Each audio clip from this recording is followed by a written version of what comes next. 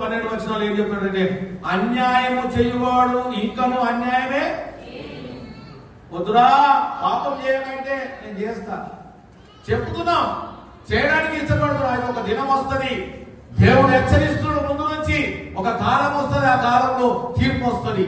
ఆ తీర్పు సమయానికి నువ్వు మారాలి, ముందే మారాలి. నేను మారా అంటే ఇక్కడ చెప్తున్న మాట ఏమన్నామా, అన్యాయం చేయవాడు ఇంకా అన్యాయమే చేయలేము, అపవిత్రుడైన వాడు ఇంకా అపవిత్రుడుగానే ఉండలేము, నీతిమంతుడు ఇంకను నీతిమంతుడుగానే ఉండలేము, పరిశుద్ధుడు ఇంకను పరిశుద్ధుడుగానే ఉండలేము. ఇదిగో త్వరగా నేను వచ్చుచున్నాను, వాని వాని క్రియల చొప్పున వానికి ఇచ్చుటకు నేను సిద్ధపరిచిన జీతము. ఈ జీతం పొందుకోవాలంటే ఏంటి? ఆ జీతం మరి సిద్ధపరిచిన జీతం ఏంటంటే దేవుడిచ్చే ప్రతిఫలమే.